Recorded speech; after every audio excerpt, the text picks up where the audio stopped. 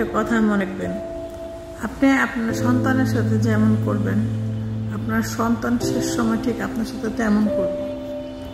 আমি আমার সন্তানের সাথে একটু অন্যরকম ভাবে চলি, মানে বন্ধুত্ব সম্পর্ক বজায় রাখি। কারণ হয়েছে ওদের কষ্টটা আমি যাতে বুঝি। কারণ আমার লাইফে এমনও কিছু ঘটনা ঘটছে কখন আমি আমার মায়েরও বলতে পারিনি। আর আমি আমার সন্তানের সাথে এমনভাবে চলি যাতে আমার সন্তান আমার কাছে বলতে একটু বাধা মনে না করে, যে আম্মুর এই কথাটা বলা যাবে কিনা, আম্মু রাগ করবে কিনা, মারবে কিনা।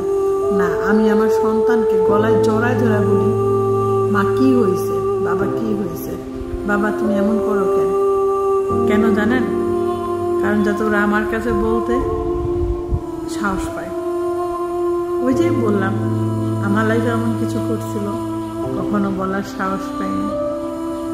আর একটা সময় যে আমার এই সন্তানে ওরা নিজে মনে মনে ভাববে যে না, আমার মা যখন আমাদের কিছু বলার দরকার ছিল আমার মাকে আমরা বলতে পারছি, আমার মা আমাদের সাথে ফ্রেন্ড সম্পর্কটা বজায় রাখছে। অযথা গালাগালি, অযথা মারামারি, অযথা বকাবকি, মানে কোনো কিছুই করে না। আর আমি আমার সন্তানের সাথে অযথা কোনো কিছুই করি না।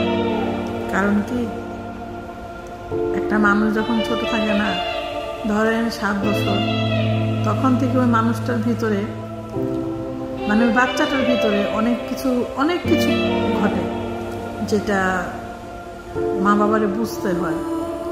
একটা দুষ্টামি করতেই পারে, এই জন্য যাই একটা আঘাত করা। আমার একটা ছেলে ও আমারে অনেক জ্বালাইছে, মানে অনেক জ্বালাইছে বলতে ছোটকালে বাচ্চারা দুষ্টামি করে, আমার মনে হয় 100 বাচ্চার ভিতরে ও একটু বেশি দুষ্টামি করছে।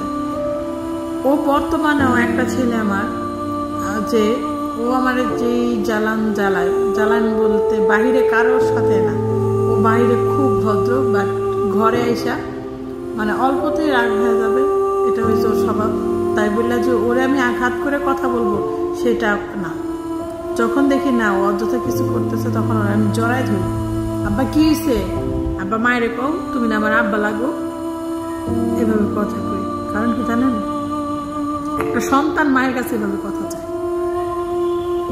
যখন 8-9 বছর থেকে বাচ্চাটা 14-15-16-তে আসে, তখন বাচ্চাদের মাইন্ড অন্যরকম থাকে। তখন এই ভাষাগুলা, মায়েদের এই ভাষাগুলা একটা সন্তান চায়।